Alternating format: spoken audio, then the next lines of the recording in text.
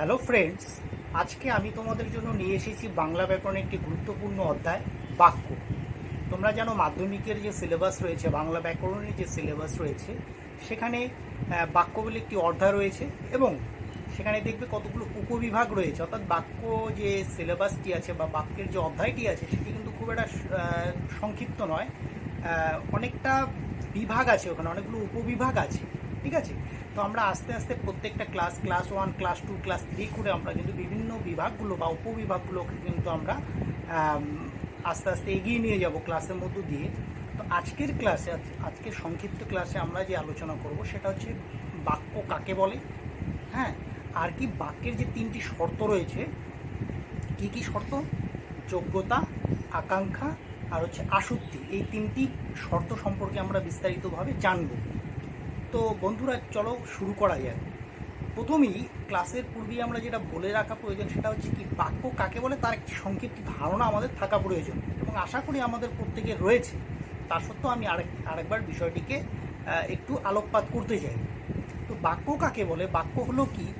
বাক্য হলো পরস্পর অর্থ সম্বন্ধযুক্ত কতগুলো পদ, ঠিক আছে, যখন নির্দিষ্ট ক্রম অনুসারে বসে আমাদের বা বক্তার মনের ভাব সম্পূর্ণরূপে প্রকাশ করে এবং যিনি শ্রোতা তার যে আকাঙ্ক্ষা সেটাকে পরিপূর্ণভাবে পরিতৃপ্ত ঘটায়, ঠিক আছে, তখনই আমরা সেটাকে কিন্তু বাক্য বলবো। তাহলে বাক্যের মধ্যে আমরা কী পেলাম? বাক্যের সংজ্ঞার মধ্যে পেলাম যে বাক্যের মধ্যে যে পদগুলো ব্যবহৃত হয় সেগুলো কিন্তু একটা পরস্পর অন্বিষ্ট, মানে পরস্পরের সঙ্গে সম্পর্কযুক্ত থাকে। 1, 2 নম্বর হচ্ছে কি সেগুলোর একটা ক্রম থাকে, অর্থাৎ বিচ্ছিন্নভাবে বসে না, সেগুলো একটা ক্রম অনুসারে নির্দিষ্টভাবেই কিন্তু বসে। কোনটার পর কোনটা বসবে সেটা কিন্তু একটা নির্দিষ্ট ক্রম অনুসারেই বসে। এবং আরেকটা কি বললাম যে সেখানে কি হবে? সেখানে মনের ভাব সম্পূর্ণরূপে প্রকাশ করবে। বক্তা যে বলছেন তার মনের ভাবটাকে সম্পূর্ণরূপে প্রকাশ করবে এবং সেই সঙ্গে সঙ্গে কি হবে? সেই সঙ্গে যিনি শ্রোতা শুনছেন তারও কিন্তু কি হবে? আকাঙ্ক্ষা পরিতৃপ্তি ঘটবে। ঠিক আছে, তো এই বিষয়গুলো যখন কোনো বাক্যের মধ্যে থাকবে তখনই সেটাকে আমরা বাক্য বলবো। ঠিক আছে, অর্থাৎ গঠনগত দিক থেকে কতগুলো শব্দ পরপর বসিয়ে যদি আমরা একটা লাইন দেই বা দেখি সেটাই যে বাক্য হবে এরকম কিন্তু কিছু মানে নেই। অর্থাৎ গঠন হয়তো ঠিক রয়েছে কিন্তু কিছু বাক্যের কিছু শর্ত আছে, সেই শর্তগুলো যদি ঠিকঠাকভাবে ফুলফিল করে বা পরিপূর্ণ করে তাহলেই আমরা সেটাকে বাক্য বলবো, অন্যথায় কিন্তু সেটাকে আমরা বাক্য বলতে পারি না। তো বন্ধুরা, আমরা বুঝলাম। এবার দেখো, আমরা বাক্য বুঝলাম যে বাক্যের মধ্যে কী কী থাকে। এবার দেখো ঠিক এই জিনিসগুলোই আমরা আবার কি করব, একটা একটা করে আলোচনা করব। অর্থাৎ বাক্যের যে শর্তগুলোর কথা বললাম সেই শর্তগুলো কিন্তু অলরেডি, সেই শর্তগুলোর মধ্যে আমি তোমার যোগ্যতার কথা বলেছি, আকাঙ্ক্ষার কথা বলেছি এবং আসক্তির কথা বলেছি। ঠিক আছে, এবার এই যোগ্যতা, আকাঙ্ক্ষা এবং আসক্তির যে বিষয়টা আছে এই তিনটেকে আমরা আলাদা আলাদা করে বলবো। ঠিক আছে, আরেকটি কথা বলে রাখি বন্ধুরা, যে তোমরা অনেকেই হয়তো কমপ্লেন করে থাকবে বা জিজ্ঞাসা করতে থাকবে বা তোমাদের মনের মধ্যে এই প্রশ্নটা থাকতে পারে যে বোর্ডটি হয়তো দেখা যাচ্ছে না। তো সেক্ষেত্রে বলে রাখি যে দেখো, বোর্ডে আমি যেগুলো বলছি, আমার যে বক্তব্য সেই বিষয়গুলো কি তোমরা শুনে রাখো। এই বিষয়গুলো এত সোজা সাপটা জিনিস যে তোমাদের শুনলেই মনে থাকবে। ঠিক আছে, বোর্ডটাকে আমি সেইভাবে ভিজিবল করতে পারিনি, 1 নম্বর কথা। আর 2 নম্বর কথা যে আমি যা বলছি সেটাই হয়তো বোর্ডের মধ্যে লেখা থাকবে, সুতরাং আমার কথাগুলো শুনলেই চলবে এবং তারপরে তোমাদের আরও বিস্তারিত আলোচনার জন্য, বিস্তারিত অনুশীলনের জন্য তোমরা যে কোনো স্ট্যান্ডার্ড ব্যাকরণ বইয়ে তোমরা খুলবে, বাক্যের বিষয়গুলো পারবে, সেখান থেকে কিন্তু তোমরা পড়ে নিতে পারে। সুতরাং বোর্ডের সম্পর্কে তোমরা বেশি অডিট হবে না। আমি যে বক্তব্যগুলো বলছি, যে কথাগুলো আমি বলছি সেগুলোকেই শোনো, সেগুলোকেই হৃদয়ঙ্গম করবার চেষ্টা করো। তো যাই হোক, তো বন্ধুরা, বাক্য সম্পর্কে আমরা বুঝলাম। এবার বাক্যের শর্তগুলোকে আমরা আলাদা আলাদা করে যদি আমরা ভেঙে বিশ্লেষণ করি তাহলে কিন্তু আমাদের বিষয়টা আরও বেশি ভালো করে আমরা হৃদয়ঙ্গম করতে পারবো। প্রথমেই আসছি ধরো যোগ্যতায়। অর্থাৎ বাক্য হওয়ার জন্য তার যোগ্যতা প্রয়োজন। এবার কি যোগ্যতা? সেই যোগ্যতাটা হলো যে অসম্ভব কিছু, অকল্পনীয় কিছু থাকবে না। কীরকম? আমরা যদি বলি যে সূর্য পশ্চিম দিকে উদিত হয়, দেখো গঠনগত দিক থেকে কোনো সমস্যা নেই, সূর্য পশ্চিম দিকে উদিত হয় তুমি বললে বা লিখলে, গঠনে কিন্তু ঠিক আছে। কিন্তু এটার যে যোগ্যতা, যেহেতু এটা অসম্ভব, অকল্পনীয়, সেক্ষেত্রে এখানে কিন্তু যোগ্যতাটা তার হারিয়ে ফেলছে। বাক্য এখানে এক্ষেত্রে যোগ্যতা হারিয়ে ফেলছে, তাই কিন্তু আমরা সেক্ষেত্রে এটাকে আমরা বাক্য বলতে পারি না, কারণ এটার মধ্যে যোগ্যতা নেই। সূর্য পূর্ব দিকে উদিত হয়, এটাই আমাকে বলতে হবে, অন্যভাবে আমরা বলতে পারি না। ঠিক আছে, তাই আমরা এই বাক্যের মধ্যে কি পেলাম না, যোগ্যতা পেলাম না, তাই এটাকে কিন্তু আমরা বাক্য বলবো না। অর্থাৎ বাক্য নির্মাণের যে শর্ত তার মধ্যে যোগ্যতা একটি অতি গুরুত্বপূর্ণ শর্ত, যোগ্যতা কিন্তু থাকতে হবে। তাহলে খুব স্বাভাবিকভাবে বুঝলাম যোগ্যতা কি, যোগ্যতা হচ্ছে যে অসম্ভব কিছু আমাদের বললে, যদিও গঠনগত দিক থেকে আমরা ঠিকঠাকভাবে সাজাই, ঠিক আছে, ক্রম অনুসারে সাজালাম সব কিছু ঠিকঠাক, কিন্তু তার যোগ্যতা নেই। যদি যোগ্যতা না থাকে তাহলে কিন্তু সেটাকে আমরা বাক্য বলতে পারি না, বাক্য সেটা কিন্তু হবে না। তাহলে কি যোগ্যতা কি, যোগ্যতা হচ্ছে যে বাক্যকে সর্বদাই কী হবে, বাস্তবোচিত হতে হবে, যেটা সম্ভব সেটা হতে হবে, তবেই কিন্তু সেটা বাক্য বলবো, তাহলে এটা যোগ্যতা। এবার এই প্রসঙ্গে একটু বলে রাখি যে ঠিক আমি যে কথাটা বললাম সেই কথাটা দিয়ে কিন্তু মাধ্যমিকের একটি শর্ট কোশ্চেন এসেছিল যে সূর্য পশ্চিম দিকে উদিত হয় এরকম। তো সেখানে প্রশ্ন করা হয়েছিল যে এই বাক্যের মধ্যে বাক্যের যে শর্ত কোনটি মানে ব্যাঘাত ঘটেছে, কোন শর্তটি এখানে লাঘব ঘটেছে বা নেই, সেক্ষেত্রে আমরা কিন্তু এখানে বলবো যে এখানে যোগ্যতা শর্তটি কিন্তু লাঘব ঘটেছে। অর্থাৎ অন্য দিকগুলো ঠিক আছে, কারণ আমরা যদি আসক্তির কথা বলি সেটাও ঠিক থাকবে, আমরা আসক্তিতে আসবো তাহলে তোমরা বুঝবে। আর হচ্ছে যেখানে আকাঙ্ক্ষার কথা যদি বলি সেটাও কিন্তু পরিপূর্ণ হচ্ছে, কিন্তু যোগ্যতা নেই। যেহেতু যোগ্যতা নেই তাই সেটাকে আমরা বাক্য বলবো না। তাই আমাদের প্রশ্ন পরীক্ষার উদ্দেশ্যে আমাদের প্রশ্নগুলো এরকম হতে পারে, একটা বাক্য দিয়ে দিল, সেখানে যোগ্যতা যে শর্তটা সেটাকে হ্যাম্পার করে দিয়ে বললো যে এখানে কোন শর্তটি লাঘব হয়েছে বা কোন শর্তটি এখানে পরিপূর্ণ নেই। তা আমাদের কিন্তু সেরকম হতে পারে। এবারের মাধ্যমিকের পরীক্ষায় যোগ্যতা শর্তটিকে হ্যাম্পার করে দিয়েছে, এর পরবর্তী মাধ্যমিক পরীক্ষা সেখানে একটা বাক্য দিল, হয়তো সব ঠিকঠাক আছে, যোগ্যতা ঠিক আছে, আসক্তি ঠিক আছে, হয়তো আকাঙ্ক্ষা দিল না, তখন তোমাকে কিন্তু বলতে হবে যে আকাঙ্ক্ষার শর্তটি এখানে লাঘব ঘটেছে। তো যাই হোক বন্ধুরা, যোগ্যতা আমরা বুঝলাম যে সেই যোগ্যতা অর্থাৎ বাস্তবোচিত হতে হবে, ঠিক আছে, বাক্যটিকে বাস্তবোচিত হতে অসম্ভব কিছু বললে সেখানে কিন্তু হবে না, ঠিক আছে। আমরা যদি এখন বলি যে একটি অজগরের পিঠে, ঠিক আছে, একটি অজগরের পিঠে হাতি উঠে চলে যাচ্ছে, তাহলে কিন্তু সেটা সম্ভব নয়। যেহেতু এটা সম্ভব নয়, অসম্ভব, তাই আমরা সেটা কিন্তু বাক্য বলবো না। বাদ বাকি যে তোমার ক্রম অনুসারে সাজানো সেগুলো কিন্তু ঠিকই রয়েছে। তো যাই হোক, যোগ্যতা হচ্ছে বুঝলাম যে যোগ্যতা হচ্ছে একটা বাস্তব ব্যাপার গেল এক।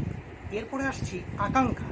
খুব সোজাসাপটা বিষয় যে আমি যে কথাটা বলছি, আমার কথা বক্তব্যর মধ্য দিয়ে আমার পরিতৃপ্তি ঘটানোর পাশাপাশি আমার যে শ্রোতা আছেন সেই শ্রোতারও কিন্তু পরিতৃপ্তি ঘটানোটা বাক্যের একটি শর্তের মধ্যে পড়ে।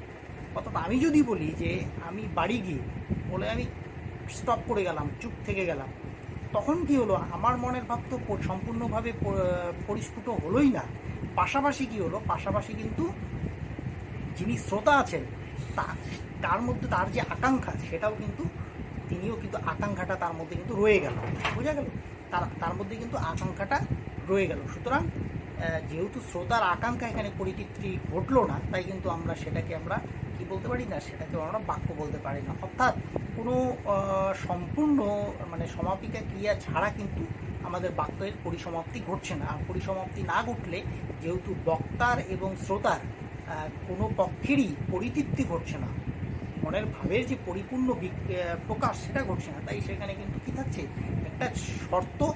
একটা শর্ত কিন্তু উপেক্ষা হচ্ছে। সেই শর্তটা কি, শর্তটা এই ক্ষেত্রে হলো সেটা হচ্ছে আকাঙ্ক্ষা। তাহলে আকাঙ্ক্ষা কি, মনের পরিতৃপ্তি ঘটানো কার, বক্তা এবং শ্রোতা গেল। এরপরে আসছি আসক্তি। 3 নম্বর যে শর্তটা রয়েছে সেটা হচ্ছে আসক্তি। এবার আসক্তি কথাটির অর্থ কি, আসক্তির কথাটার অর্থ হচ্ছে নৈকট্য বা ভাব বা মিলন। বা আরও সংক্ষেপে আমরা যদি বলি, বাক্যের মধ্যে যে আমরা যে পদগুলো ব্যবহার করি তার একটি সুবিন্যস্ত ক্রম, মানে যার পরে যেটা আসবে সেরকমভাবেই বসাতে হবে, তবেই কিন্তু আমাদের কি হবে, বাক্য হবে। অর্থাৎ বাক্যের অন্তর্গত পদগুলোর একটা সুবিন্যস্ত ক্রম যে থাকে, ক্রম অনুসারে সাজানো, সেটা যদি থাকে সেটাই হচ্ছে আসক্তি। অর্থাৎ কোনো বাক্যের মধ্যে যদি থাকে তাহলে সেটা হচ্ছে আসক্তি।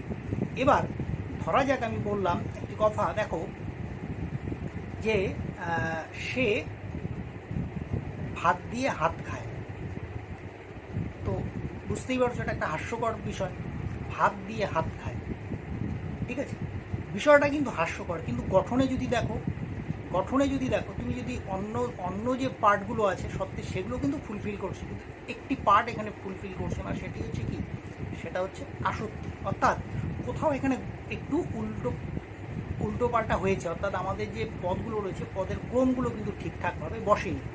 মানে আমি বললাম ভাত দিয়ে হাত খায়, ঠিক একই জিনিস থাকবে, নতুন কিছু আনবার প্রয়োজন নেই। তুমি শুধু ভাতের জায়গায় আমরা কি বলবো, ভাত দিয়ে হাত খায়, আমরা যদি ভাতের জায়গায় হাতটা নিয়ে আসি যেটা পরে দেয়া ছিল, আর হাতের জায়গায় যদি ভাত দিয়ে দিই, তাহলেই হচ্ছে কি সে হাত দিয়ে ভাত খায়। তাহলে কিন্তু বাক্যটা কী করলো, পরিপূর্ণ ঘটলো। তাহলে বাক্যটা পরিপূর্ণ ঘটলো এবং কী হলো, তার যে ক্রমের যে বিন্যাসটা সেটা কিন্তু একেবারেই ঠিকঠাক হয়ে গেল। তাহলে বোঝা গেল যে পদগুলো যে রয়েছে পদগুলো কিন্তু ঠিক ক্রম অনুসারে বসানো কতটা প্রয়োজন। না বসালে সেটা একটা হাস্যকর হয় এবং সেটা আর যাই হোক বাক্য হয় না।